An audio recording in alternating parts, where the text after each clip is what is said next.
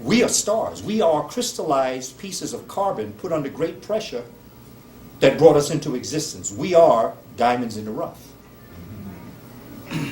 Just as diamonds in the earth are under pressure, which is organic life, by the way, coal, carbon, that is coal, crystallizes, becomes diamonds. When you go into the cosmic universe, you have nanodiamonds that become stars. And so there is a relationship between starlight, diamonds, and human light. We are not of the earth. Even our ancestors said it in the Shabaka stone. They said that it was Nut that gave birth. Geb was male. Nut was female.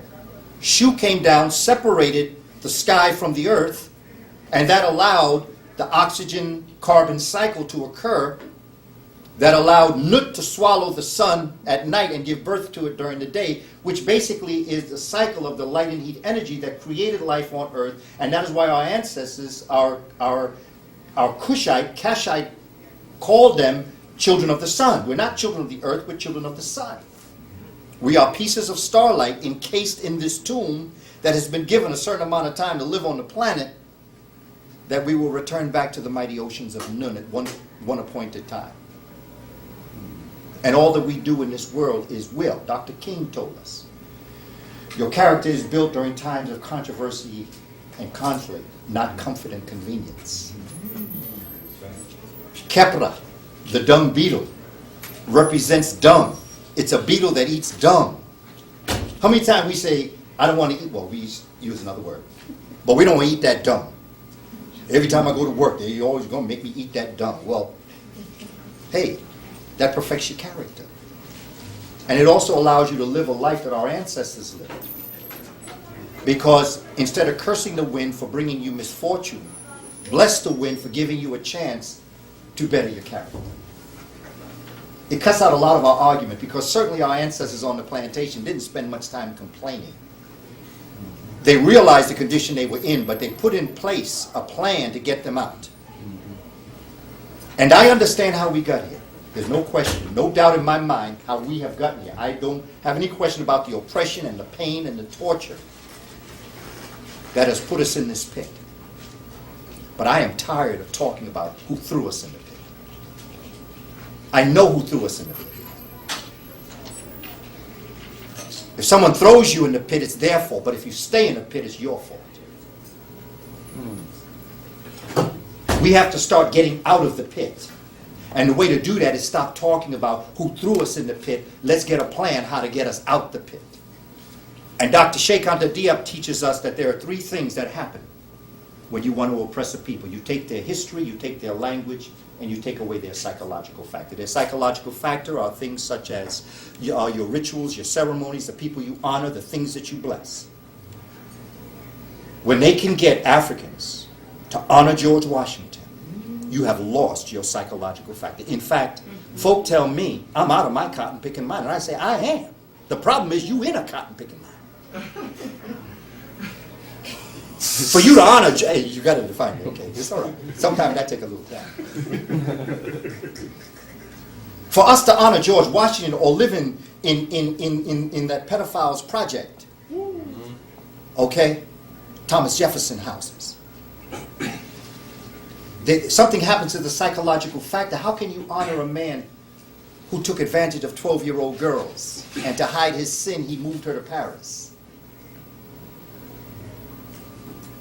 That's a psychological factor. How can we honor someone else's history that dishonored our own? And so history is understanding not only where you are, but where you've been. But as important, where are you going? And how are you going to get there? And when you get there, what are you going to do? These are the kinds of dynamic questions we have to ask ourselves, because we're spending too much time, I believe, not all of us. Obviously, since you came here, you're not. I'm talking to the choir, so I understand that. But we're spending a great deal of our time, I think, like a gerbil in that stepper that's just going in circles. He think he's going somewhere, but she's just going in circles because it's the ladder that's turning and not the gerbil actually moving. We have to look at our history, but a dynamic history. We have to look at a history that allows us to go someplace with what we know. To honor Imhotep because he was the builder of the step pyramid is great. But to understand the engineering, the math, the language arts, and all the things that made it allows us to return back into our community to build our own homes. It's dead history just to honor Imhotep. We have to give birth to him in us, and to study hard, and to be willing to demand that our children learn their history. But they're not going to learn it in the public school system. Because I'm going to tell you this right now. I have recently graduated, July of 2009. Some people call it retirement. I call it graduation. Because now I'm doing what I was born to do. And in all of the 31 years and 3 months and 15 days I spent in the Board of Education, there was one thing that I came to grips with, and that is that the Board of Education is not failing. In fact, they're succeeding quite well because their purpose is to miseducate our children. If I were them, I'd miseducate the children too. I would do that. My problem is what's wrong with us? It's not them. There's a wolf outside your door. You see the wolf from your window. You go outside unprepared. The wolf bites you. You complain the wolf bites you, but you knew it was a wolf when you looked out your window.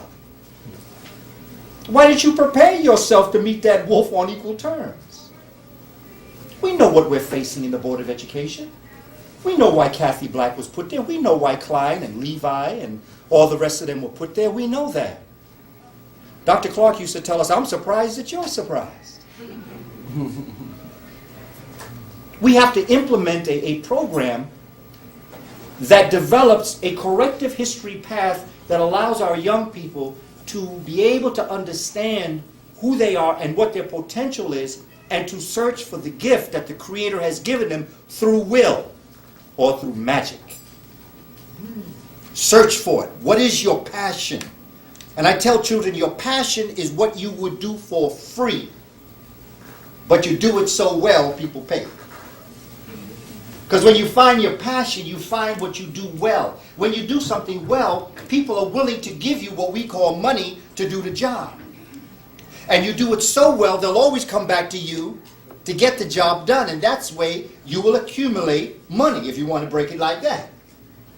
I'm all for altruism, but altruism don't pay the rent, don't put food on the table. And so in reality, we created trade and commerce, and we did it quite well. We have to start to look at this when we're looking at will. Will is work ethic. We're trying to get paid, but we don't want to do work. My cousin told me, my cousin works in a prison in Virginia. He's a baker. And he said that some of the other folk, will call on Friday and say they're not coming to work, but can they come in to pick up their paychecks? We have to have a work ethic. We have to work hard at what we do. We have to, Dr. Clark used to always say, perfect your craft. But when you're doing something that you don't want to do, when you haven't found your passion and you're just doing it to be doing it, your heart and your soul ain't in it. So there are a lot of doctors that are losing their patients on the table because granddad and dad was a doctor, but they never wanted to be a doctor. They would rather be an artist. There are people in all sorts of professions that are doing what they're doing to please their parents or please their family or think they're going to make money. But that's really not what life is about, and that's not what our ancestors put this stuff down on the line for us to do. We were all born with a divine purpose. And there's something very different from each and every one of us, no matter if we do the same thing. It's different in some way or another. We have to search for that gift that we've been given. And I do realize, we're going to have to do certain things that we may not want to do. I spent 31 years in the Board of Education watching what was happening, but I used that as my laboratory. I watched our children. I saw things in our children. Our children are absolutely wonderful. Hip-hop, I love hip-hop. Am I concerned about some things I hear? Yeah, but I'm more concerned about how they're being treated than I am what they say. It's like someone talking one thing, dropping their pants, like I've said before. I have a challenge with dropping the pants. I've been psychologically trying to figure out. But maybe it's because we've been showing our children our butt for so long, they decided to show us theirs. And so they say, look, this is what I'm going to show you. This is how you've been acting towards me. I'm going to show you my butt because you've been showing me yours. And you've been walking around with your pants on the ground, not accepting the responsibility for teaching me and to being there with me and to begin to develop a relationship with me. And now all of a sudden you come at me 16, 17 years old and you telling me what I'm not doing. But where were you when my pants fell when I was a toddler running in me? Would you pull my pants? No, you didn't pull my pants. You weren't there. I am not saying that they should go around with their pants up. I'm saying all of us need to pull our pants up. And maybe they wouldn't have to drop theirs if we pulled up ours. And I'm speaking about the adults. I'm very concerned about the adults because many of us didn't step up. And again, I'm preaching to the choir here. I know that. But as you look outside and you see what's happening in our community, our children didn't learn to do this on their own. They learned it somewhere. Something happened that made them teach them this, and somehow or other they are reflecting what we have been to them. In other words, they are not the image. They're the reflection of our image. I never heard a curse word they use that, and I haven't heard an adult use. They have not invented, they may have changed the spelling of a couple of them. So what I think when our young people, and when I look at our young people, I have for years observed a most wonderful group of human beings searching for order and arrangement in their lives. I have attempted to be that as many times and in any way that I possibly could. Sometimes I don't have the answer, but I have the will. And that's a magical experience. And so when we're talking about magic, we're talking about will, strength, the will to make something happen. Brother Mfundishi, of course, has many talents.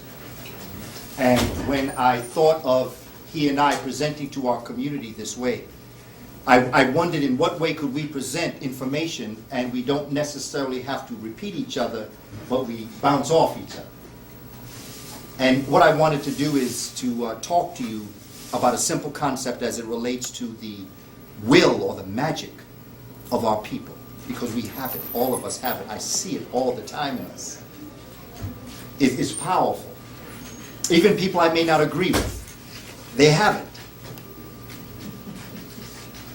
They have it. We may not like the way it's manifesting itself. We may not like some of the things that we hear, but they have it. And for whatever experiences they're having or have had in their life, they're doing the very best they possibly can, even if it may be misguided according to my perspective. Because they look at me and they say, I'm misguided. But that's okay.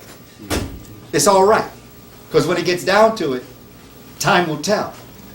Time will handle all this. Time will take care of this. But what we have to do as a people is to become very clear and concise about our experiences and about what we're dealing with, what we're facing, and what we're willing to do for our people.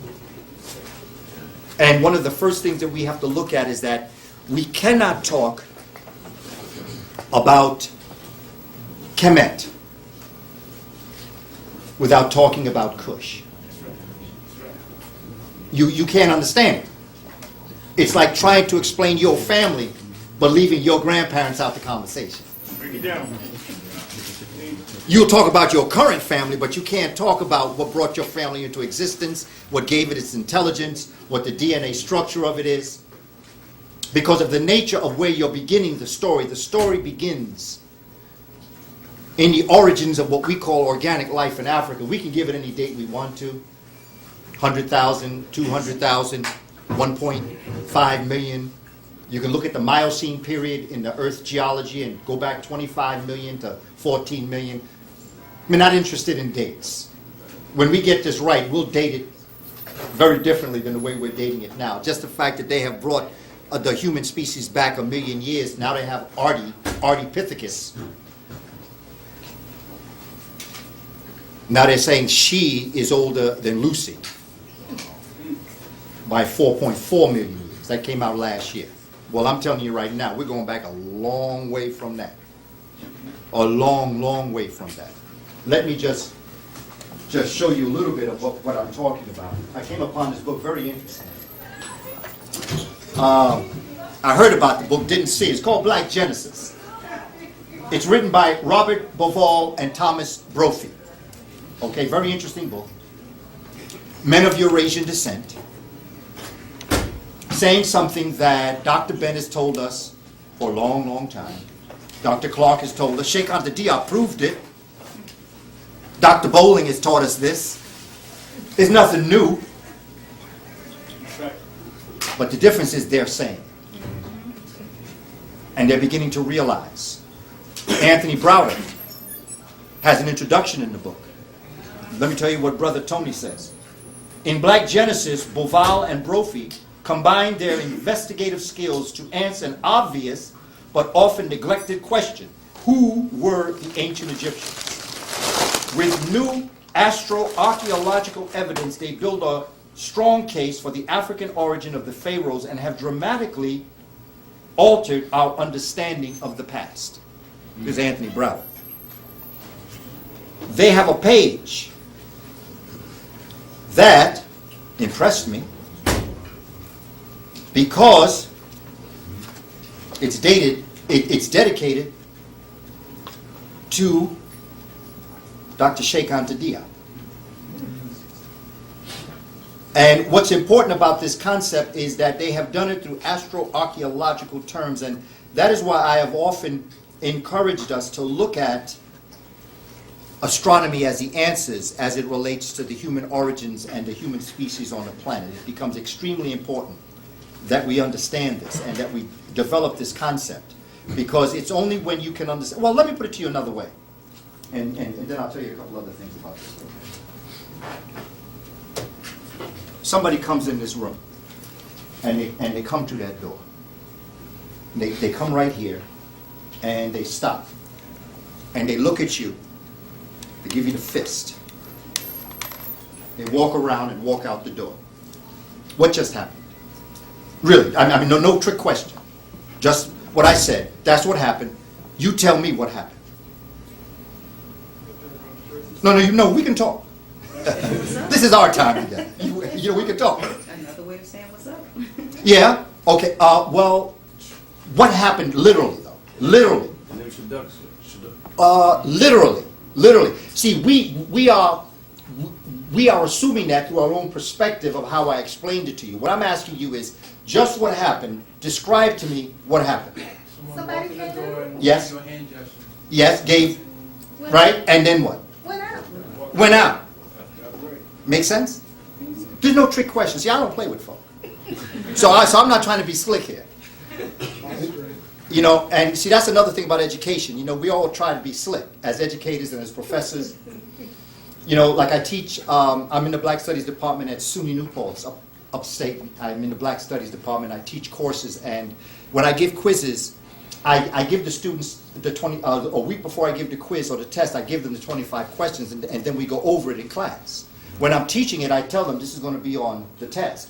And so what I'm really doing is I'm trying to make sure psychologically that they understand 25 things. Okay? Because I'm not playing. Because when you're in school and you're studying and you take a test, if the professor hasn't told you what he or she is going to ask you, you don't spend your time studying. You spend your time trying to figure out what was important to the professor that's going to be on that test the next day. It's all a game.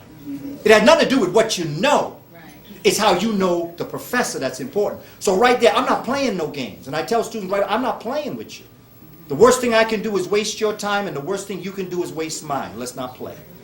This is what I want you to know about Introduction to Africa. This is what I want you to know about Malcolm X. 25 things. And if at the end of that term they can walk away with 75 things they know something. And they know why I taught the class. You see the psychology behind this? This is all a game that we're playing here with our students. And that's why they reject us as educators. Because they don't want to be played games with. So, with that in mind, I keep talking, as I did. All of a sudden, come right, same person comes back, stands here, gives you the fist, walks out. What can you tell me now? No trick. What happened? The same thing. And what was the same thing? Posture. Some guy walked in. Yes. The fist, Yes. Walked out. There we go. And I'm going to keep talking to you, give you another example. We're going to talk about a couple of things. And all of a sudden I'm talking, and all of a sudden he comes back in. Stands here. What can you tell me now? This is the last time I'm going to do this. I'm going to cut the story short. Please. For some reason, he wants you to see him come in and raise a fist. Well, you're assuming that. I'm asking you what actually happened. Oh. Well, he walked in, he raised a fist, he laughed. That's it. A few times. Has anything tapped into your mind yet? Has anything touched you yet? Have you thought about it? What might you think? He's not giving you anything. Attention. Say again? You want attention. Yeah, you could think that. But what else might you think, brother? It sounded to me like the point you're making is to stop going through your filter about what happened and say directly what occurred. Exactly. Really. Brother, that's a great interpretation. But you're assuming that. Once again, yeah, I assume. Actually, I made an example of what I just said just now. Okay, let me ask you this. Did the thought ever come to you that this might be something that's going to happen in a pattern? That's really what I'm getting at. Did you think it was a pattern the first time he came through? No. How about the second time? How about the third time? What might somebody do in the room the third time? Do it back. They're conditioned. Is it timed? Is it timed? Is that cycle cyclical? Is it every 2 minutes that he does it? Is it every 4 minutes? Does it make sense to you at that point? First of all, the first thought that comes into your mind is that, is it a pattern? Because the first time you may not know. The second time, it may hit you, but it may not concretize. But the third time, you're saying, this seems like a pattern to me. And then somebody in the room might say, well, is it a timed pattern that this is happening? And so what might somebody do when they do that? Timing. They time them. I'm going to keep talking to you. He's going to come. Now what are you going to say? Every 3 minutes he does it. Would that make sense? Does that make sense to you? The reason why I tell you this is because in that book, and in a series called Magical Egypt, I think it's number 6, and in this book, Thomas Brophy wrote an origin map. It's called the Origin Map. And in this book, he highlights the fact that the ancient Kemites, just west of Aswan, Africans had developed a 26,000-year calendar. 12 houses, 2,160 years per house. So that instead of going, it's called the precessional of the equinoxes. Like we go Aquarius, Pisces, Aries, it goes backwards. Many years ago, before 2000, we were in the age of Aries, or the ram, or in Egypt, it was the Amen priesthood. Okay? And that's why the Khnum of Cush is seen at Jebel Barkal and a number of different places, because Khnum, or the ram, was really the nature of that particular age. However, the ram would have to be sacrificed to bring in the next age, which happened, give or take, because we don't know what time it is. We really don't, but let's just say for the dates that we have, 2011 years ago, there came into existence what? The age of Pisces, or the fishermen. So, the ram had to be sacrificed, and the son of the ram had to be crucified in the heavens in order to bring the next age in. And so therefore, the Lamb of God who takes away the sins of the world. Agnus Dei, for those of you who speak Latin. The Lamb of God. The child of the ram. The E-W-E, is the female ram. The ram is the male, and the lamb is the child. that would bring in the age of the fishes, which would be what? Pisces. We are now, they made a play about it, movie 2. This is the age of Aquarius. We're moving into Aquarius now. 2,160 years. Now, let's go back to this story that we told. And by the way, 12 times 2,160 work out to 25,920. So there's an 80-year give or take on that 26,000 year. However, for our ancestors to have been able to chart the Orion or the Osirian constellation, the first time that came, well, first of all, they had to be aware of stars and formations. But the second thing is for them to have been able to chart for 20, when the Orion constellation came, that's the first time. Okay? There was no way they knew there was a 26,000 year cycle. So it just went through and went out the door. And then the second 26,000 year cycle. And the third 26,000 years. Somewhere along the line, Africans down there said, wait a minute, this seems to be a pattern. Let's chart it. And that's when they created the 26,000 years. So how old are the Kashites? Wow. How old are they to have gone through a 26,000 year calendar? And that's what this book is about. It actually charts the 26,000 years that the Kemites had laid out in a place called Nabtaplaya. And Thomas Brophy was there. And he wrote and charted in the ground the way, in fact, he didn't chart it, it was already charted. He was trying to figure out why those stones were sticking in the ground the way they were. And when he sat there and looked, he began to see the constellations were moving. Look at it. See that history that we're dealing with? Now you telling me that peoples outside of Africa went down there and was living down there for that period of time that they could do that? To be able to create Neteru, parts of their Meduneter, that is not indigenous to Kemet. Lions are from Inner Africa. So where you get the letter L from? The ostrich, the feather of Ma'at, is indigenous to the grasslands of Inner Africa.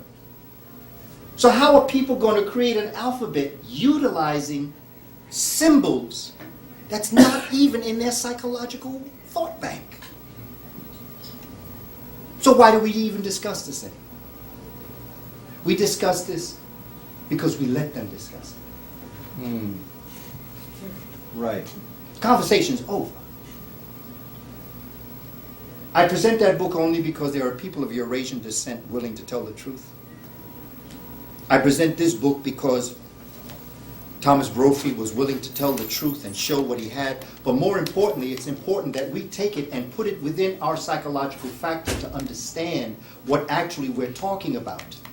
Because it's right in front of us all the time. That situation I gave you with the guy coming in 4 times was a prelude to explain to you how old we really are. But you have to also understand that to have something like that over 26,000 years, how many generations of education had we had to have experienced to hand it down? If we lived 100 years each, what did it take to hand it down to our children in vital, concise, and clear understanding that they could chart it and take it to the next level? So how long has this really existed?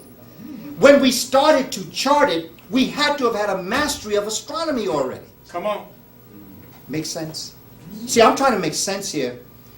I'm not asking you to believe anything that I say. It's very important that you don't believe me, but that you research for yourself. That's very important to me. Because too many times we try to persuade you to believe me, when that's not even the purpose of education. Education is for someone to make that light switch that you turn on and see things in the room. Because all this information is in your head. I'm not telling you anything you didn't know. It's in your code.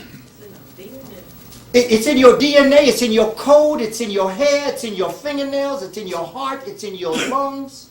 It's in and out of you. It is ubiquitous to the existence that you have. But we're not looking at it because we have this other stuff around us.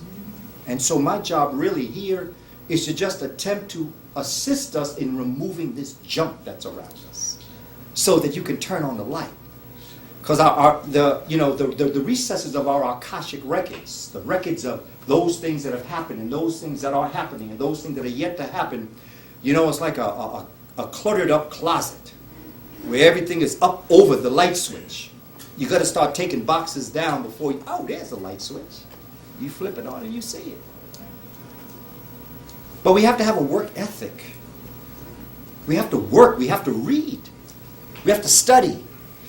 We have to support the vendors. We have to come to activities like this. We have to make this the rule and not the exception. Because all the speakers that will come before you have something to say. Everybody has something to say. Everybody is a part of this puzzle. And your job is to put your puzzle together. And some of us may be different pieces in your puzzle. But everyone who is coming to the presentation, Bobby Kemet blew my mind. I tell you that now. When I listen to Bobby Kemet, I say, damn. I mean, he just blows my mind. Delbert Blair's another one. Phil Valentine. The one thing about them, the one thing I said about Delbert and I were together one time, and I was just listening to this brother, and he had his glasses on, thick glasses. And I was just looking at the brother. And after he presented, I spoke, and I said, the one thing about Delbert Blair is that when you're in his presence, it's like a rubber band.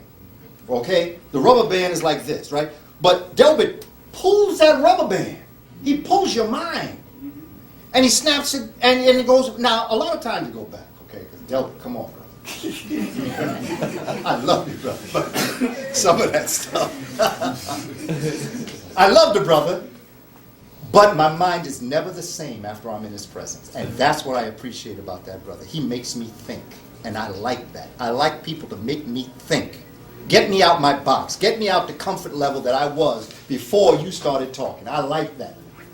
So that rubber band that snaps back, it may snap back, but it's just a little bit wider than it was when he first started pulling on it.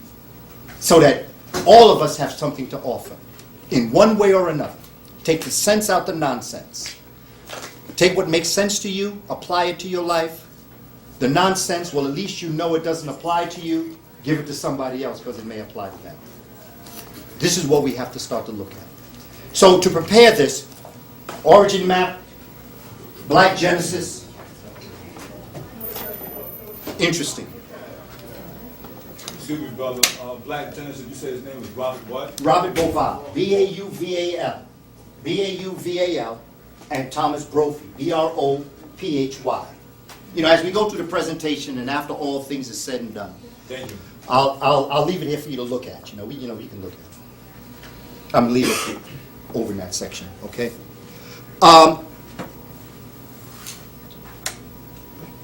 Just something I want you to be aware of.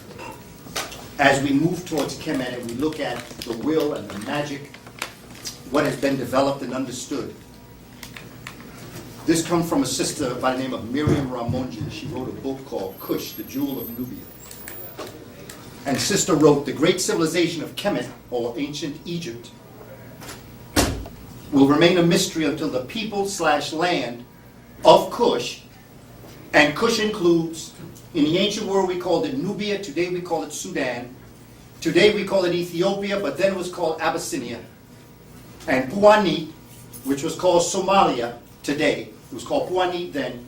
It includes what the countries we today call Eritrea and Djibouti, are geographically and culturally enjoined and rejoined to the people/land of Kemet, ancient Egypt. This process, Dr. Ramonjes calls the beheading of Africa.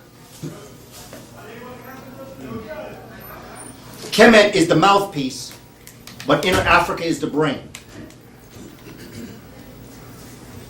Mouth can't say what the mind hasn't thought, and so they become a very interesting dynamic. And so it's important to understand this concept. You cannot understand Kemet. And that is why, in today's research, people now are trying to talk about extraterrestrial beings, and they're trying to talk about all this other stuff that come from this place or that place, when in reality, this was just about genius Africans that had lived for thousands of years and developed a sacred science that at their will, they could call what they wanted into being. And we today call that what? Magic. And we call it Chem Mystery. Chem Black Mystery. Black Magic. I got that from Professor Yibo. Don't want to take brother's stuff. Okay. To understand this, I'd like to share with you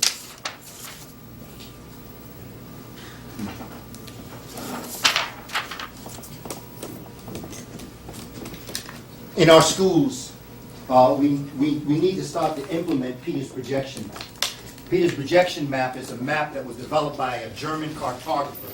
Cartographer is a person that studies and develops maps. Cartography is the study of maps and globes. The Mercator map that you see to your left is the map that is in most of our classrooms today. The Peters map is a map that was created through spaceships going into outer space. As you can see, Africa is much larger in reality. On the right-hand side. South America is much larger. India is much larger. Europe is much smaller. I ain't mad at them. That's just the way it looks from outer space. Look at it. The peninsula. Yeah, and it's a peninsula. It's not a. It is not a continent. It's a large landmass surrounded on three sides by water. But when you're writing the books, when you're writing the books, then you can make you a continent if you want to.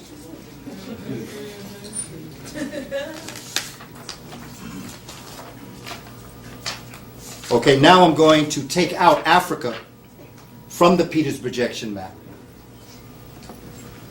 And what I'm going to encourage all of us to do, which is what we're doing at the Per Ankh, which is a house of life that we have developed. We meet at our brother Mfundishi's Black Cultural Goals Center on Thursdays from 6 to 9. And what we're going to do is we are going to start to develop that. One of the outcomes of leaving in June, when we have our last class, is that we will know all 50-odd countries of Africa. That's one of our goals. Because there's no way we can really drop no knowledge on anybody if we don't, by rote memory, as we know the multiplication table and we know the periodic table of elements. It don't mean a thing if it ain't got that swing. And if we don't know the countries of Africa. Now, I realize what happened in 1885. Please know that. I realize that. But to have a discussion in the world that we're living in today, we have to know the countries of Africa. When we go back to work ethic, when we go back to studying, we have to understand and know the countries of Africa. When it comes to language, quite frankly, we must make Medunete the classical African language for African people. Speaking. Medunete must become the classical language. Don't hold back. Just like Greek is to the Eurasian world, we must make Medunete the classical African language. And the practical language, because we probably will not go around speaking Medunete to each other, but we can speak Kiswahili. We should make Kiswahili the practical spoken. So if I go to Brazil and I'm with a brother that speaks Portuguese or a sister that speaks Portuguese, and I speak English, we should speak to each other in Kiswahili. If I go to Holland and there's a sister or a brother that speaks Dutch, and I speak English, we should be able to speak to each other. And the reason why I keep all African language are pertinent and worthy of our study. But Kiswahili is the largest African language spoken in the world. Not to mention it's the 7th largest language spoken of all the languages in the world. And so practically speaking, I'm not saying Twi does not have its place, or Yoruba doesn't have its place, or Igbo doesn't have its place. What I'm saying is that a practical step forward to regain our Africanness through language is to choose the largest African language spoken on the planet, not to mention that a lot of our celebrations and psychological factor like Kwanzaa is there. We say to each other, Ujambo, Sijambo. Even back in the day, I understood that beautiful people use Afro-Sheen. Watu Wazuri use Afro-Sheen. Okay. You remember that? Well, I'm dating myself now. Y'all know. Watu Wazuri use. Beautiful people use Afro-Sheen. That's all right, brother. You with family. That's it. That's it. And I'm not ashamed. That's right. Richard Pryor said you don't get old by being a fool. Take your time. Go ahead. So that, Medunete. And again, just to give props to Brother Mfundishi, he has a class on Medunete. So that that might be a concept if you're looking for it. And there are there are African languages, places that speak Kiswahili. There are books that have All this can be done, but it takes a work ethic. When you're sitting on the bus doing nothing, study Kiswahili or study an African map. If you're waiting for the train, if you're waiting to go into a meeting, if you have some spare time, this is work ethic. We have to have a work ethic. Are we serious about what we're saying? See, that's my thing. Are we serious or are we just talking? And that's the kind of decision that we have to come to as a people. Are we serious or are we playing? Are we out there talking like James Brown say, like a dull knife just ain't cutting, talking loud, saying nothing? It sounds good. Power to the people. It sounds good. But do you know what it takes to give the power to the people? Or to assume the power to the people? It takes a work ethic. It takes study. It takes transforming your thought process to something that is going to be proactive. You're going to do something. And one thing we all can start doing right now, when you see that young brother or sister on the block where we walk, that we may have walked past, just look at him and say, Hotep. Or hello. Or peace. Peace. Whatever, talk to them. Because you'll notice that the hardest hard face will come crashing down to the ground. And every time they see you, they're going to look for you. They'll speak to you. I've been around them long enough to know. The hardest hard equals the hardest hurt. And to that algebraic equation, you cancel out like terms. Hard equals hurt. And I've always thought the harder they act, the more hurt they are. So instead of as a man trying to come at them with that, oh, you're a man now, right? Okay, you're a man now, right? Come up underneath that. Don't confront them. Just talk to them. These are the kind, and our sisters, we have to start talking to them. We need to address them in a respectful way. This is one thing we can start doing right now. We can theorize all these other things, but one thing we can start doing right now is on our way through our community. Because, it's un-African not to address each other. And it's un-African not to ask somebody how their family's doing. Because if I ask you how you doing, and you say, I'm doing fine, I say, how your family doing? You got a lot of problems. You ain't fine. Well, you better not be fine. Because if your family's trouble, you trouble. Absolutely. It's very un-African to go onto an elevator and not speak to people on the elevator. It's very un-African. Now, I'm not saying put yourself in harm's way. Please understand that. Because I know there are cases where you must be careful, but that's something that we all learn in time. But we have to start thinking another kind of way with our young people. Because they're looking for direction. They're looking for order and arrangement. The mind craves order and arrangement. And that is why in an African tradition, there is no chaos. Chaos is nothing more nor less than pre-existing order and arrangement. Chaos is something waiting to be ordered and arranged. It's not out of order, it's waiting for order.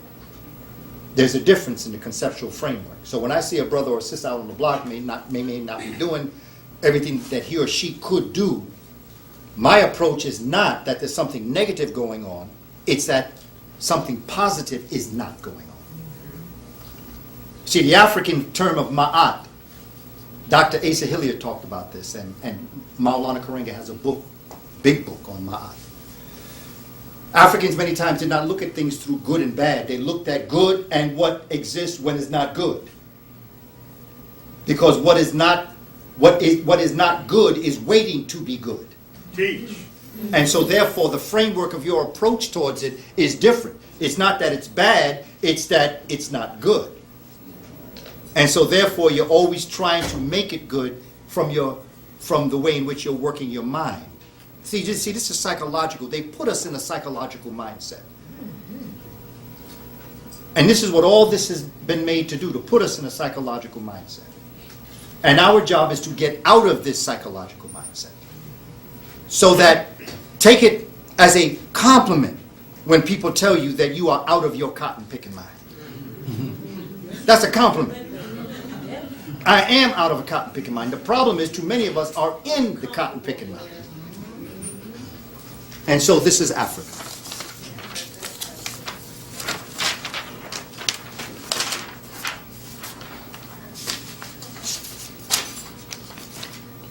Now, Dr. Diop teaches us that, this comes out of his book, and he teaches us that when you're dealing the origins of life here in Africa, that the human family is going to go through changes. And one of the things that's going to propel it into civilization, into consciousness, is they're going to look for something that is common to all people, all things. Very important. Not it's for some people and not for other people, but for all people. And what they found, the common theme, was in fact what brought them into existence, and it became the sun. Years later, you're going to have a pharaoh by the name of Akhenaten that's going to create an entire ode around this sun that is really a scientific encyclopedia when you study the Aten text, written on the western wall of Ai, who was one of his generals. I have some DVDs on the Aten text where we really kind of break it down to understand what our ancestors were talking about when they talked about the Aten. No different from the Atum, which is the creative word. But Africans, Dr. Clark said, after Africans got their show together, then they took it on the road. You had Africans leaving this section, what today we would call the countries of Kenya, Uganda, Tanzania, the eastern fringe of Congo, and the northern fringe of Azania or southern Africa. And you're going to see them move south, they're going to move north, and they're going to move northwest. And they are going to, through environment, they're going to manipulate their consciousness, keep a cultural African background, but because of their environment, things are going to be tweaked a little bit. But basically, they're going to carry, and Dr. Diop has shown in Civilization of Barbarism the direct relationship between the language of Wolof in Senegal and the ancient Kemetic language. He shows relationships in these languages that you can see the base of knowledge coming up out of what we might call Medu Neter. But keep in mind, Medu Neter was brought into this geographic location we call Kemet or Egypt totally intact. And through the work of Dr. Ivan Van Sertima, Bruce Williams, and Keith Seal, who never really wanted this information out anyway, began to realize that south of what we call Kemet, 16 to 20 generations before the first dynasty, that Medu Neter was actually a thriving language in Cash. So this language was brought into Kemet fully intact with its syntax, its grammar, and its metaphoric nature. It was already in place. There were additions, improvements, no doubt, but it wasn't born in what we today call Egypt. Let me just say something else about this. When the Greeks got into the northern part up in here, they came upon an area. Now let me take you back to Mene. Mene, or Narmer, the first pharaoh of the first dynasty. When he came to this part of the world, when he came to this part of Kemet, coming south, moving north, if we want to say it that way, there was, in the river, it was a very important astronomical area. And what he did is he wanted to create a capital here. He rediverted the waters of Hapi. He had his engineers redivert the waters of Hapi. When they rediverted the waters of Hapi, he dumped up land onto this open area that was once part of the Nile River. He dumped up land. Hill in Medu Neter, Ptah. But Ptah became the hill. The essence of the hill, the essence of Ptah, became what he called this area. So he called this area Hiku Ptah. Hiku Ptah. Today we call it Memphis, the land of Menepher, or Mene. He called it Hiku Ptah. When the Greeks came to this area, and this became the theocratic capital, they didn't pronounce it Hikupata. So they pronounced it, He became A, Ku became Gu, Pata became Patos. So Hikupata became Egupatos. Through the Greeks, Romans, Arabs, people coming through, they corrupted Egupatos, which was a corruption of Hikupata. So Egupatos, A became E, Gu became G, and Patos became Pt. So Egypt is Eguptos, which is Hikupata. So it's just a corruption of an African thing anyway. But what on this planet isn't a corruption of an African thing? The only reason we don't know is because power is the ability to define someone's reality and have that person accept that definition as if it were their own. And so they have said something, we have bought it, their illusion became our reality. And this is what we're living. We're living their illusion that has become our reality, and yet our history is right in front of us, but we don't embrace it, not because we don't want to, but because we don't realize that it's ours. Don't hold back.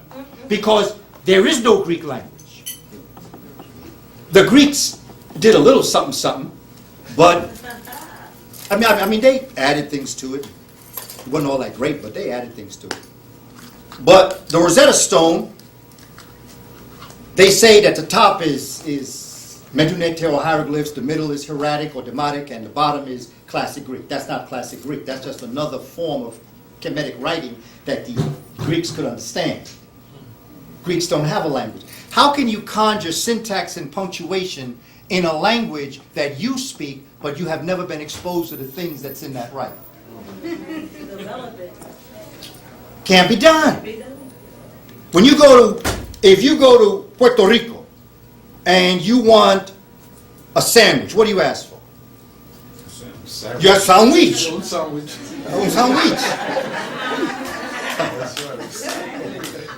Because there is no word, because sandwiches didn't come from Puerto Rico. So because it didn't, when a new word is introduced to a culture where they're going to embrace it, they just take the word and put it into their language.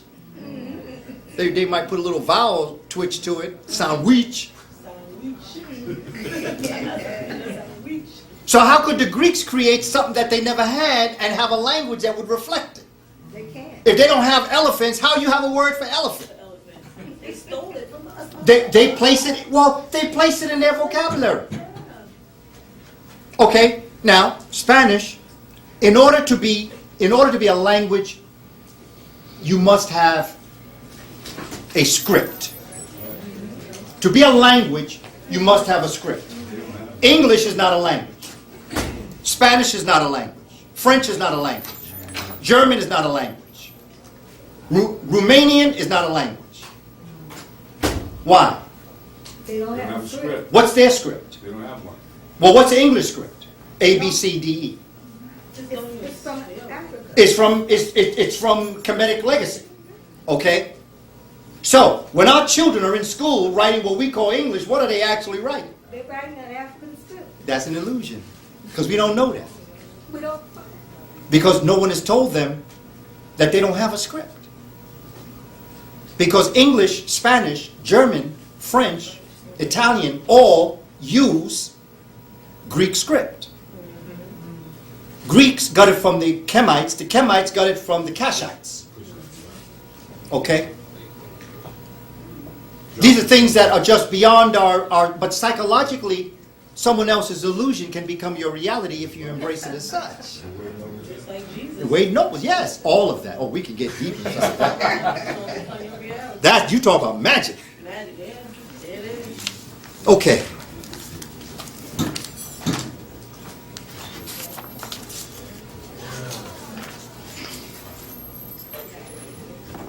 This was the movement of Africans out of going throughout Africa. This is where they went to people the world. And they brought with them their consciousness, their ideas, their thoughts, their genius, but more importantly, they brought their will. They brought their consciousness, and they brought the power to bring into being things that had not been brought into being before. This is what we look at as Kemetic magic, as will. Because when you are one with nature, who is to say what nature can and can't do? There used to be a commercial with Spike Lee and Michael Jordan years ago, where Mike would go up, right? And Spike would say, Mike, how you do that? And Mike would go like this. See, if Mike understood his will, he could have answered that question. But since he didn't know who he was, he couldn't answer that question. Because when Michael Jordan went up, he became nature. And who is to tell nature the laws of gravity when to come down? This is a science. It's not hocus pocus. It's not mumbo jumbo. Our ancestors performed magic on the plantation. Yeah, I do magic too. They did things that were beyond all understandings and clearly beyond definition. But one of the great challenges that the people who are the greatest magicians, you would never know. Because once you start talking about what you can do, you automatically start to lose that ability. Because whatever's been given to you has been given to you personally and privately. And once you start charging for it, you lose it. Not only that, but it'll backfire on you. You just do it. Like Dr. Clark used to say, Africans didn't go around saying, I'm my brothers and sisters' keeper. They just kept it. And a lot of the things that the great majority of us have done for each other has never been spoken about. The greatest gifts you will never know have been given to you. All of a sudden, something just happens for you. I've experienced this in my life before. I've not tried to explain it because explanation is not important. It's what's actually happening that's important. What this civilization tries to do is they try to explain it. And there's really no reason to explain it. Just do it. As African people. As African people, we have done this. We have that ability. We have that power. And we have to move from where we are somewhere else. And the same magic that we performed on the plantation, we must now perform right now. I look to the work that many of us are doing now, like Harriet Tubman. Harriet Tubman attempted to free our physical bodies. So she created the Underground Railroad. Now it is time to free our African minds and do it on the Underground Railroad. We are now about the Underground Railroad, and we must become conductors of this Underground Railroad. And so in leaving here today, after myself and Brother Mfundishi and your experiences with each other and the vendors, the question becomes, what are you going to do? Has this just become a presentation you attended? Or can you go back into the community and start some type of positive discussion with a young person? Don't have to lecture them, because first of all,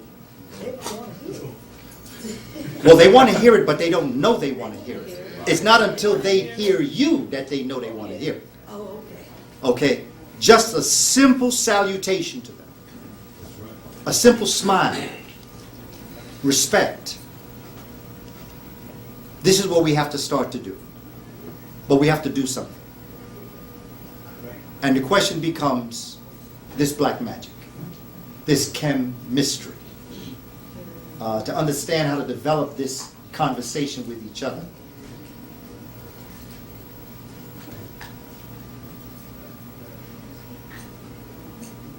You know, I was once told by a brother that it's not the notes in music that make the sound, it's the empty spaces between them.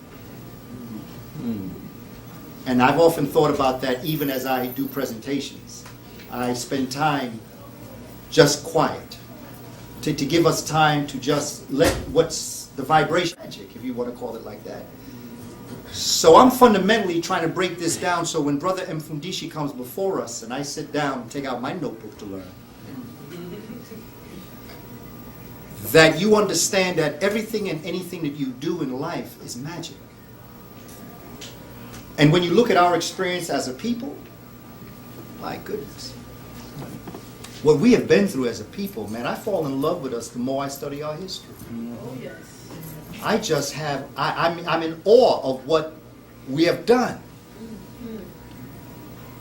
I honestly believe that there are 6 forms of the human family, as Dr. Diab says: Australopithecus robustus, Australopithecus gracile, Homo habilis, Homo erectus, Homo sapiens, and Homo sapiens sapiens. I believe that we are the 7th form of human being. We are Homo perfectus. We are the human being that has taken the golden legacy of our past and the hell we've been living in for the past 500 years, put it together and show that it's not the strong that survive.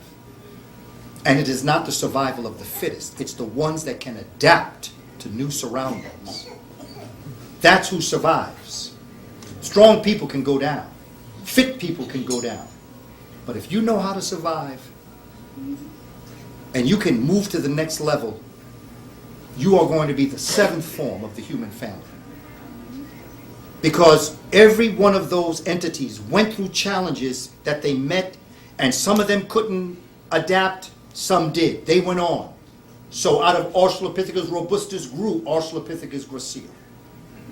Gracile went through certain situations. Some of them couldn't handle it, some of them could. They went on to Homo habilis.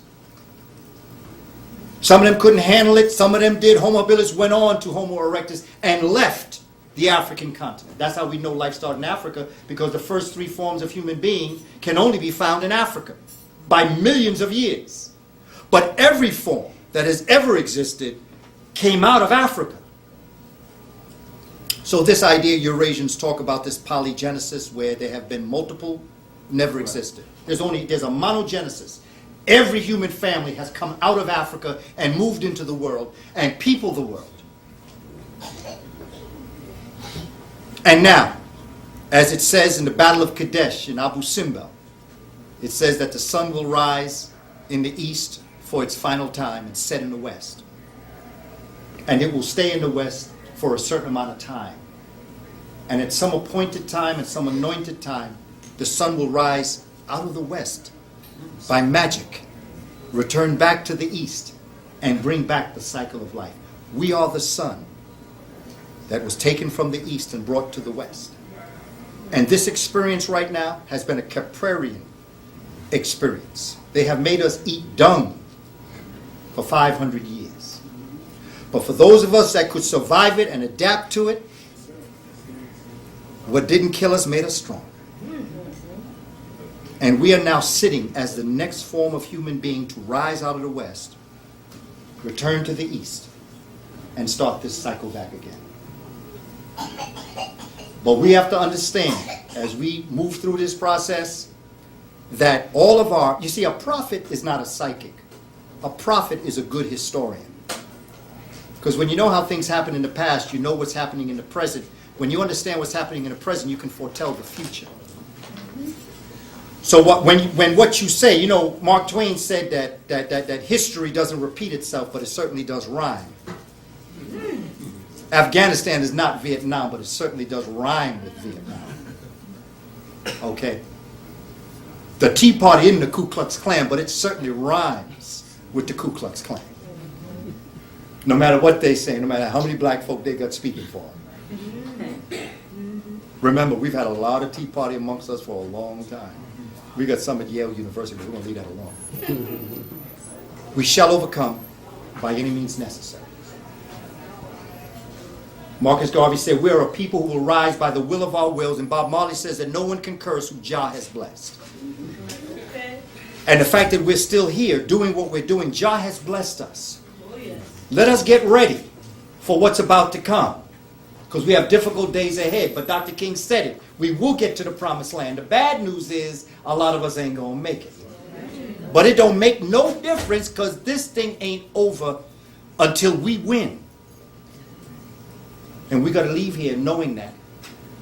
And we got to understand this. Brothers and sisters, it has been my honor and pleasure. Shemem Hotep.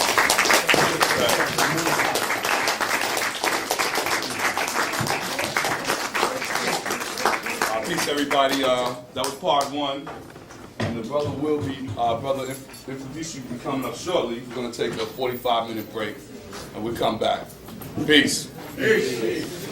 back, and we just have to once again give a brother a round of applause, Brother Kaba. Driving the presentation. Yeah, that was phenomenal. We set the groundwork for what we're about to do right now. The brother's going to bring us the presentation, Magic Kemet, the magic and rituals of ancient Kemet, and how you can apply it today. Brother Mfundishi Jhytums. But right before he goes on, I have to make these announcements. The Nubian Summit at the Museum of Fine Arts in Boston. It's going to be May 1st. The largest collection of Nubian artifacts in the Western Hemisphere is housed in the Boston Museum of Fine Arts. What we're going to do is we're going to have a tour of the museum, a bus trip leaving from Brooklyn, Harlem, and Queens. Brooklyn's going to leave from right outside here at LIU. That's the bus we got. We got another bus leaving from Queens on Parsons Boulevard and Jamaica Avenue. And another one in Harlem in front of Black and Gold, that's 70 West 125th Street. For any information, come see me. Speak to Brother Mfundishi after the lecture. He's a part of it. Also, on that same day, if you're in New York, Brother King Simon Production's going to have Brother Polite. Yeah, that's a good brother, man. That's a young brother.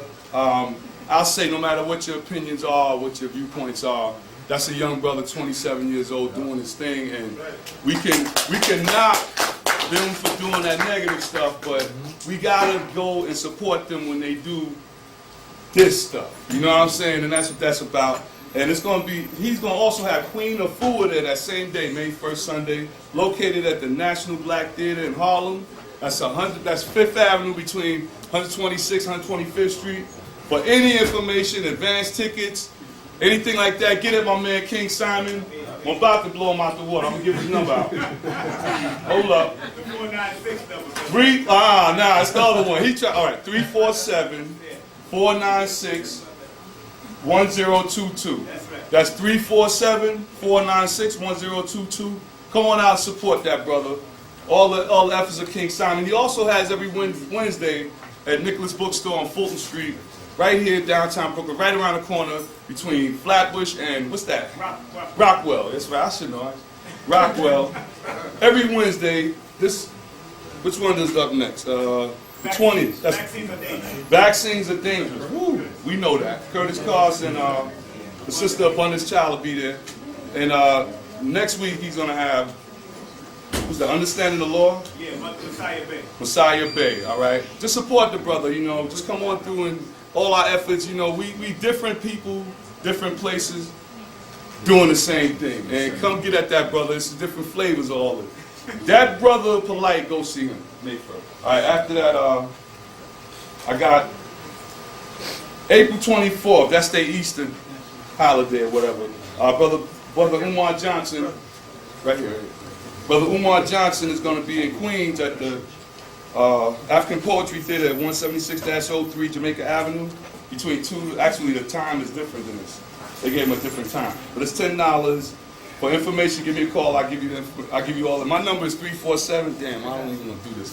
All right, 347-683-8122. About the lectures, call me. Not 2 o'clock in the morning. Did you see Nibiru in the sky? No, I don't know about this. If you want to talk about a lecture, cool. All right, let's see. Saturday, June 4th, right here. Not in this room, but in the next room. We're going to be having Bobby Hemmett. I'm going to do it in this room. I like this room. It's more comfortable. Bobby Hemmett will be here. Rapid, miraculous, third eye acceleration, like Brother Kaba said. When he's talking about Bobby and these brothers, you're never the same after you listen to him. So come on out and check that out. He's going to give you some information from a different point of view than what you usually hear.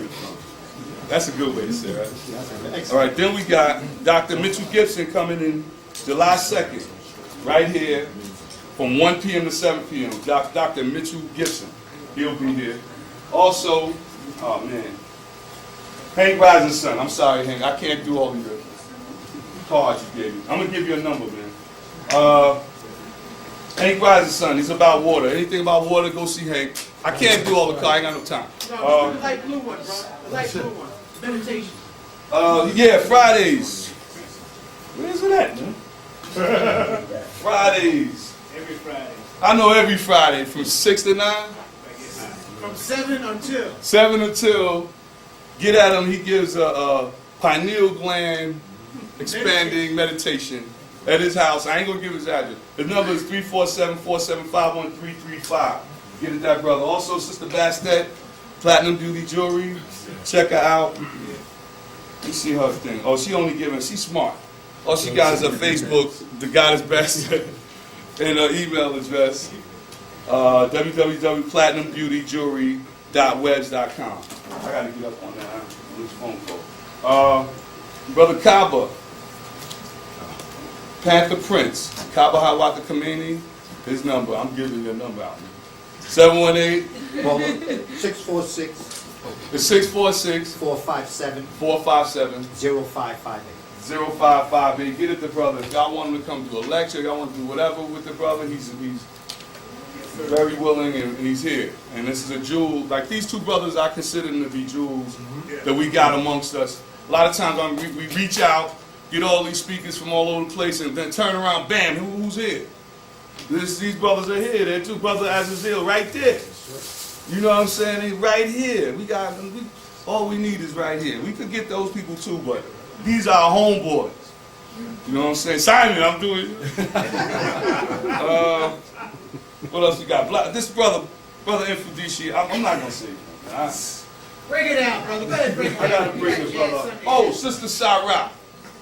Yo, Sister Bash, she's in the building. She did a concert the other night. It's crazy. I wasn't feeling proud of it, but she's nice. You complain about Lil Wayne and Nicki Minaj. Now we got somebody with something for them and dropping some signs, and it's beautiful. You know, she's out there. She got the CDs out there, Supernova and The Journey of the Star Seed. Some bad stuff here. Dropping a lot of jewels on it. Y'all got to get up on it. $10 a piece. She's out there with them. So with no further ado, I give you my brother, a very patient brother. He sat there and listened to me do all this patiently, but we about to go in. The brother laid the groundwork. He's about to go heavy into it. You know, I don't even know what he's gonna do. I'm gonna learn right now with him. Brother Mfundishi is gonna break down Magic Kemet.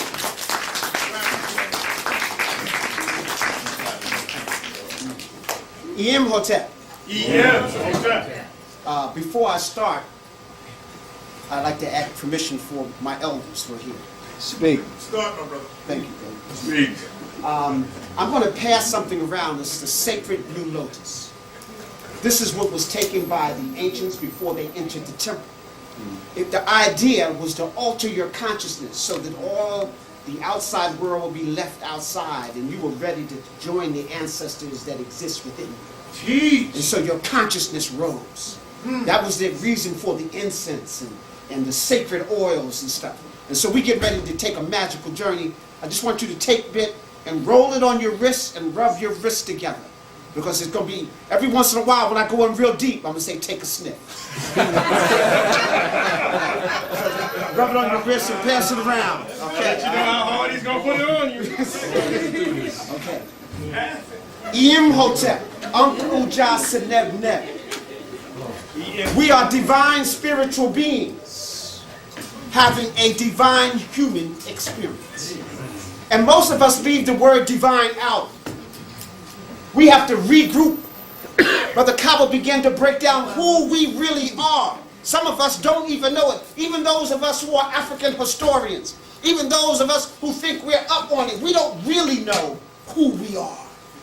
Look at. We are the essence of the cosmic universe. We are the black plasmic matter that exists within our blood. Your blood is liquid crystal. You are a dynamic human being capable of things beyond your comprehension. When they look at the smallest particle in the universe, a quark, it appears and vanishes, appears and vanishes. And it vanishes and appears based upon the observer to let you know that the Creator is observing itself through you. Teach. That's how powerful you are. And we're ready, at this time, 2012, we were talking with Reverend Clemson, and he was saying we have to pay attention to this number. Because so many people have made reference to it. But brothers and sisters, 2012 is here now. You can see things happening. The magnetic poles are changing. and shifting. You see volcanoes, tsunamis. You see earthquakes. You see things moving at an accelerated rate. The weather's going crazy. Things are happening. Some of this is not just based on the Wazungu, the European Caucasians who are trying to survive in the 21st century when their time is up. A lot of this is Mother Nature, Father Nature regrouping itself for the next millennium. Put it For on. this Aquarian age. And so, brothers and sisters, you need to be prepared. Don't get caught with your pants down. You heard Brother Kava saying a lot of y'all showing your pants because your elders showed their pants. Pull your pants up, because if your pants is down, you ain't going to be able to get away. Be prepared for the worst. If it doesn't happen, then you are just sitting pretty. But if it does, you are prepared. Get to a place where you can go at least 90 feet above sea level. Make sure you can get there with your family and have supplies of water and food. Oh yeah. Because things are ready. Start preparing yourself with silver and gold and copper. Because you're going to have to barter for things. Food. Remember, we built the pyramids with no money. The greatest human resource, economic resource you have is your spirit, your human energy. And collectively, we represent an infinite reservoir of richness. And so we have to begin to harness that energy so that you can be able to use it when time is necessary. Magical Kemet. You noticed me and Professor Small were talking one day, and he was saying, you know, as we travel all around the world, everybody's fascinated with ancient Kemet, which we call Egypt today. But nobody's more fascinated with it than Africans in America. Come on. Africans on the continent are not that fascinated about Kemet.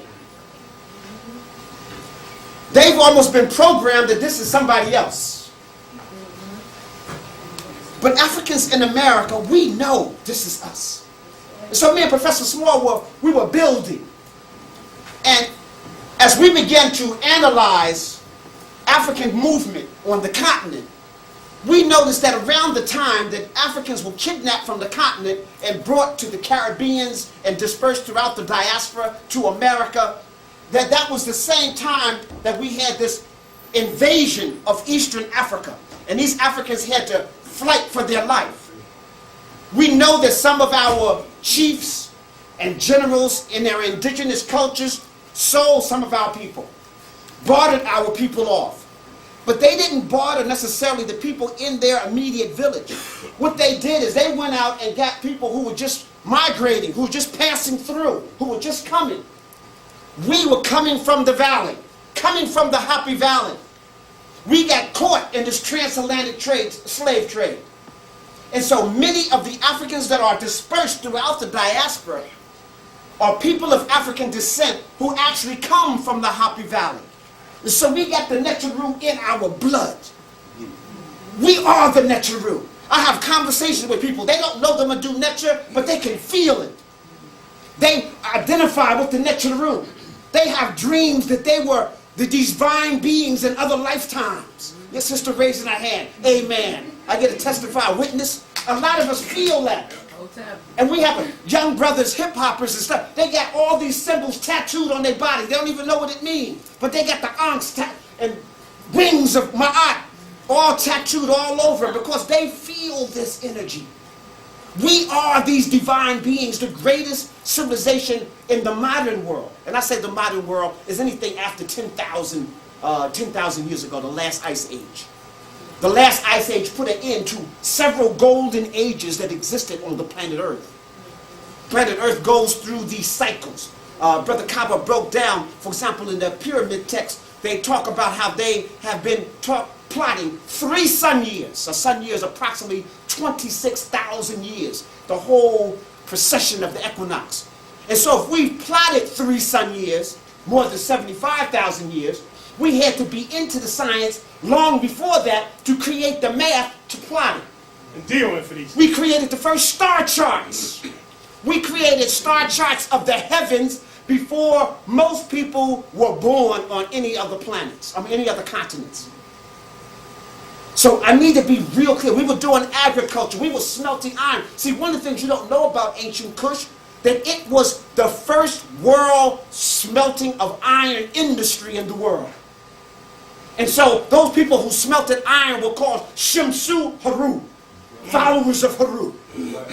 And they were the blacksmiths. And we don't get a chance to talk about this. In Dr. Van Sertiver's books, Blacks in Science, he talks about an iron smelting machine approximately in the area of Kenya, Tanzania, that was smelting iron at temperatures where you can create steel, which wasn't created for Europeans until about 150, 200 years ago. We were doing it before or parallel to ancient Kemet. Come on. I'm going to show you some slides and some pictures of some stones that are almost as hard as diamond, diorite, that's perfectly carved. And they told you that the ancient Egyptians only had copper and tin tools. You need diamond cutters to cut this. So I'm trying to tell you, ancient Kemet started out almost at its height. It started out where America won't reach into another 500 to 1,000 years. That's how dynamic we are. And ancient Kemet began to decline each generation. One of my former teachers, Dr. Asa Hilliard, broke down that we have to redefine our story. And so he broke it down to the first golden age, the second golden age, the third golden age, and the fourth golden age. And so dynasties were created by our European Caucasians during the Greek era, when Manetho was explaining our story to the Greeks. They broke everything up into family groups, so a dynasty is just a family group, okay? And so it's not 10 years, like a decade or a century, like, you know, it's just, it could be a dynasty could be 8 years, a dynasty could be 100 years, a dynasty could be 200 years. It's that family rule, okay? So those are fictitious. They have nothing to do with ancient Kemet. Teach. So I need to make that clear. They have nothing to do. Akhenaten didn't know he was the 15th Nasut of the 18th dynasty. Okay, I need to make that clear, all right? So it's clear. What we have is the reunification of ancient Kemet, approximately the date around 4240 ST, which is equal to the year 1. 4240 BCE. 4240 BCE is equal to the year 1 ST, Semitawi. That's the beginning, if you are charting things from the civilization of ancient Kemet. But year 1 is the reunification of Kemet, because that's the that's the first golden age in the modern era. But we can see heirlooms of other golden ages that came before. I'm going to show you a picture of Taneta Anu, who was an African ruler that ruled about 7,500 BCE. And this is still 3,000 years before Kemet, to let you know we were still ruling this golden ages, but they don't have the records as they still unearth things. They're going deeper and deeper down this rabbit hole, you know, to see exactly just how old we are, or just how old our civilization. But they can't tell you all of this, because the great question comes up is, where were they? Look at it. Right, you know? So they have to begin to talk about, well, were the Germans here? Were the French here? Were the British? No! Not even on the planet. And so, therefore, they're not going to put a lot of that information out. They might just say it's pre-dynastic. Like some of these bowls that were carved out of diorite that's a 9.0 on the hardness scale. Go back to a golden age that preceded the last great flood.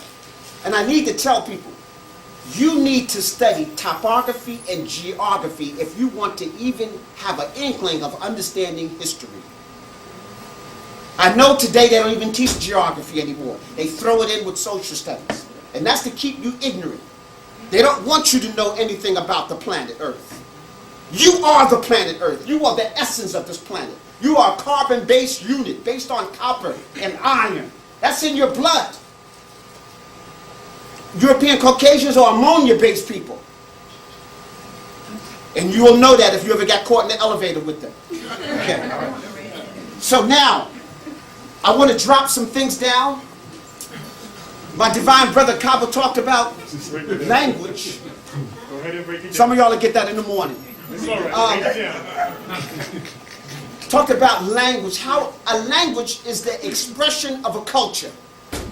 Your culture is not to teach you just to survive, but it teaches you how to flourish. So when you out of your culture, you are out of your living mind. And it's very dangerous when somebody else defines your thought pattern. Dr. Amos Wilson used to tell us that our colonizer has given us their desires. Take your time. So even the most Afrocentric of us are recovering addicts of white male domination. Now you know if you're an alcoholic and you haven't had a drink in 10 years, you're still a what? You're just a recovering alcoholic that haven't drank. I'm saying that anybody in this room, if you've been educated by Europeans, been indoctrinated in any of their religious institutions, if you've been today, if you are a movie addict, a television addict, radio addict, if you are in love with English, if you and if this is the only language you know, then you're an addict of white male domination. Put it on us. You might be at a suicidal state. You might be responsible for the destruction of your family and everybody around you. Call it how you see it. And you're afraid to destroy your enemy because you're so much like your enemy, you're afraid to destroy yourself. It is what it is. And that's where we are. And so we have to change our paradigm. Change the way we look at things. Think about it. Even your definition of success is defined by your enemy. Don't hurt him. Your parents told you, get a good what? Job. You don't want a job. You'll be just over broke your whole life. And whose education are you getting?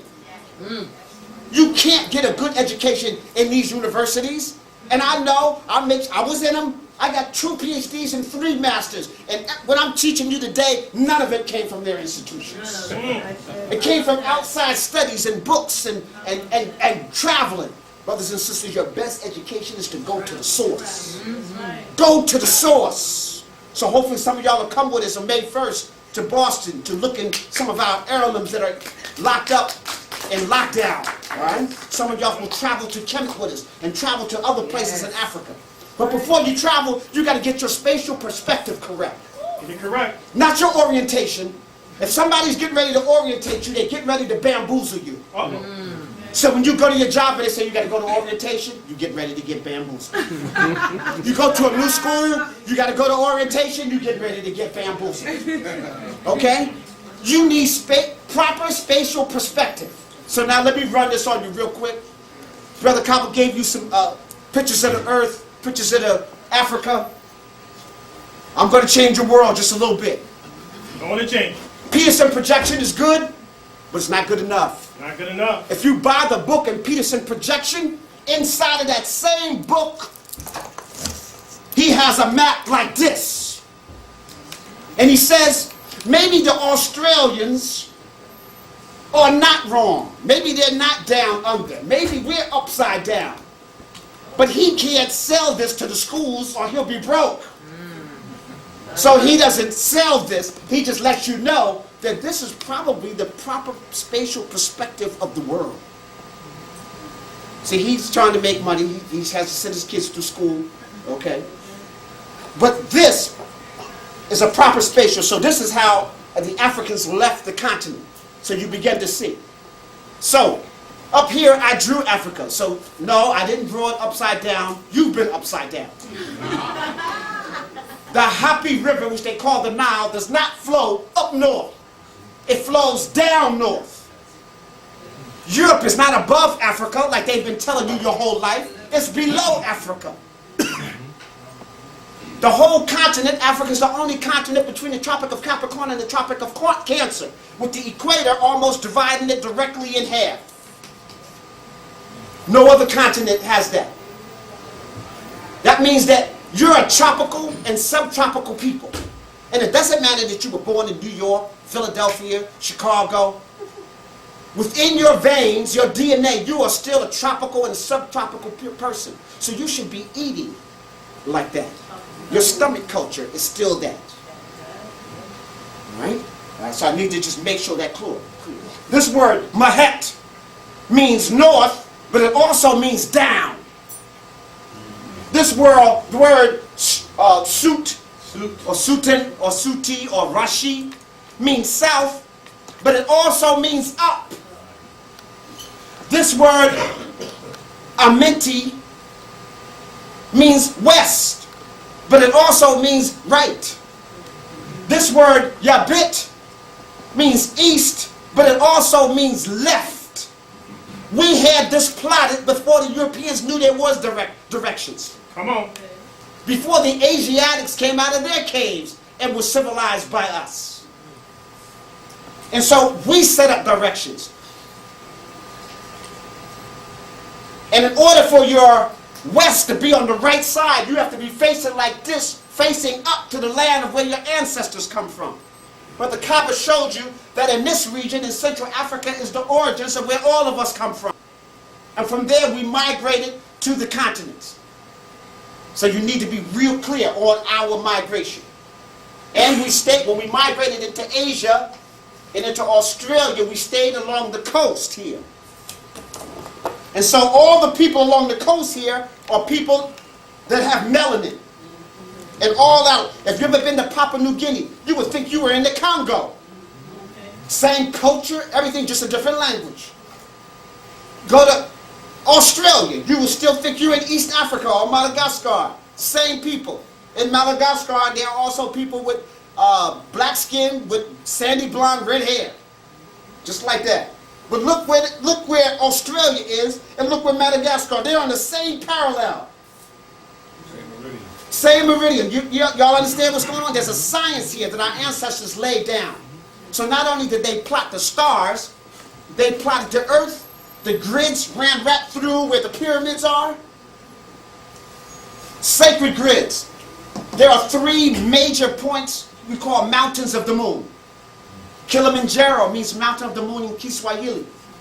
Mount Wanzuri is mountain of the moon in one of the languages in Uganda. And Mount Choka, the mountain of the moon in Ethiopia. All of them feed into the Nile, which was in ancient time was called Hapi.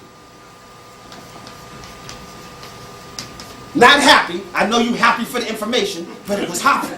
Okay? So, a twisted rope, flat, which also symbolizes your DNA. I'm going to really get into this Mfundishi if y'all give me a minute. Because this is your classical language. Think about it. The Mfundishi was ancient before the first Greek got to Greece. So you know Greek can't be your classical language. So you have to be really clear. We are the original inhabitants of the area they call Greece.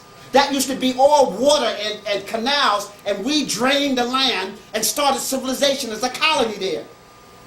And the Wazungu coming out of the rainforest got tired of eating each other, and they began to migrate around us.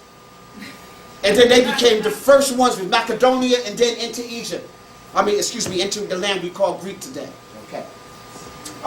So, this is the word Hapi. The twisted flax stands for your DNA. So our lifespan is connected to the Hapi River. There is the hand. This is a receiving information, receiving knowledge, receiving life. There is the mat in which everything rests. If you know in Africa, you sleep on the mat. You eat on the mat. You rest on the mat. You have conference on the mat. And when it gets deep, you roll up your mat and take it with you. This is the canal. The canal, myrrh. And even the same word for love is myrrh. But this canal, if you don't have no water, you ain't got no love. Look where there's no water. There's no love. Okay? And so they built canals to go out in to make sure that the love was every place they were. And then you see the 3 waves of energy, which is also the word for water, mu. And then Hapi, there's a little hermaphrodite at the end. It's a man, beard, he has a breast, he's pregnant, he has a phallus, he got it all. Water is trying to show you that it can give life by itself. Just very nature harnesses life. Okay, so Hapi, this is our lifeline. It goes from Central Africa It's over 4,160 miles long, the longest river in the world. That's not an accident. So we have to understand this lifeline. It's a cultural highway. Not only did the information come from inside of Africa, traveling down the Hopi River, the culture flowed that way, the language flowed that way, and trade. So it became a cultural highway, a economic, commercial highway, and all of that. And trade took place in Africa, all the way to South Africa, for literally hundreds of thousands of years before we left the continent. But when we left the continent, brothers and sisters, we were intact already. We set up the first dynasty in China, the Shang dynasty, actually the first two dynasties in China. We taught them the language of reading. That's why their writing is down like ours, goes from right to left and top down, just like ours. Right. But, like Brother Cabo talked about, they got words in there that's not indicative to their culture. And so somebody came in and helped them set this up. Took their language and stuff. Every word that makes reference to astrology, astronomy, or the sky is an African word. Come on.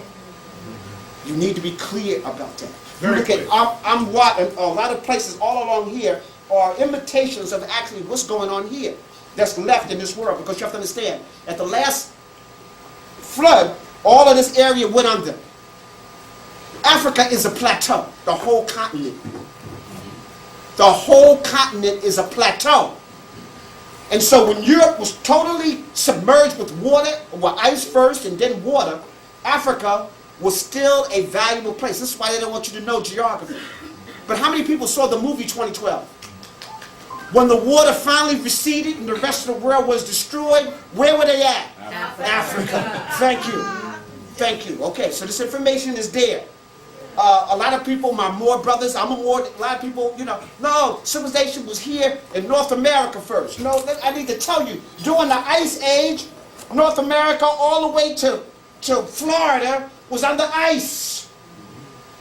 Where there was a flourishing civilization here, this was under ice. People don't know geography. Some of the brothers is like, no, when the continents moved, we moved with it, like they were surfing the continents as they was moving. No. When the continents moved, there was no people here. All right, so I need to be real clear about that. They talk about, 65 million years ago was the last disaster? They got footprints and stuff like that of human beings older than that. But we won't go that deep yet. Don't want to go that deep. Okay, all right. Now that we got our spatial perspective correct, you're not getting orientated here. You got your proper spatial perspective together. And you'll understand. In the Hopi River, we buried our dead on the western bank of the Nile where the sun sets.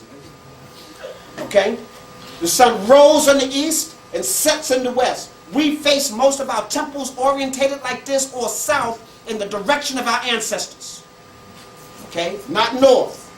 So you need to be very, very clear about this. So now that we got our spatial perspective right, we have a little direction of what's going on in the interior. I want to talk about some of these places. Ancient Kemet could not come into existence without places like this first. This is called, let me erase some of this so that you can see what's going on. Take your time. This first one is called Ta Seti. Ta Seti is one of the ancient names of Kush or Kash, or what you call Sudan in present day. It means the land of the bow. We were the greatest archers in the world. How many people saw the movie Hero? Right, with Jet Li and all of right? You remember the archers and the bow? They took that from ancient Kush. The Chinese wasn't that deep with the arrow until we introduced it to them. So that was a scene coming out of ancient Kush where your arrow, when we attacked our opponent, and there was so many archers that the sky turned black. Okay, so I need you to clearly understand. Ta Seti, another name for ancient Kush. We also call that area Kash. I know today we use Kush. That's just a European venderation. If you learn the Medu Necha, it's Kash. And that's why you'll see Kashite, Kashata, Kushata. All those are venerations of Kash. So Kush is a modern rendition of the ancient name Kash. Okay. When you see mountains at the end, it just meant that this was a foreign land outside of ancient Kemet. So when I'm writing it the way the ancient Kemet wrote the name of these countries. When they wrote their name, they probably wouldn't have had foreign mountains there. Okay? But if you understand the Happy Valley, everything outside of Kemet, you got to go to the mountains. And so that's why when they talk about foreign countries, this is a determinative. That means this is outside of the borders of Kemet. So, Ta-Seti Kash. Also, they call it Ta-Nehesi. Ta-Nehesi, the land of the Hesi bird, the guinea fowl. Okay? Where the Nechaneet is, who is the archer. Okay, I'm going to go into some of the Necharu in a minute. This is one of the most affectionate names of Kemet, and it's written like this. Kemet, the black community. This is the determinative for community, city, or town. Not the black land, like the European Egypt. See, the European Egyptologists didn't even want you to know it meant black anything. But then we start reading and we do Necha, they would say, oh, okay, it's out it's out the box. Okay, all right, y'all got the black part down. But it's black land, because the Nile overflow will leave everything black. So I had never went to Egypt at the time, so I said, okay, that sounds pretty good, fertile land, black land. But then I'm start doing my reading, and the people were called the Kemet-U, the black people. I said, did the Nile overflow on them too? No, this black means something else. This is talking about melanin. All right. Dr. Ben liked to use this. This is one of their most affectionate names, Ta-Meri. It means the beloved land. That's the affection they had for the land, the beloved land. And it was righteous all year round. This is the symbol for year. And so their community was beloved all year round. And they got a state by that name. Okay, all right. Then. And this is the third name of ancient Kemet. So Kemet had three major names now. The other one is Sima Tawi, the united two lands. This is the heart with the tricular veins so the oxygen can get in there. Because if there's no oxygen going to the heart, that's all, folks. All right? So that's unity. Shows unity here. So Sima Tawi, the united two lands. So that's what ancient Kemet. This is the mother, the parents of ancient Kemet. And now this is Kemet. So this is why it's so important for you. This land, this is 3 dots there represent the mineral carbon, carbon-based land. When the ancient Kemet-U talk about eternity, they do something like this. Watch this.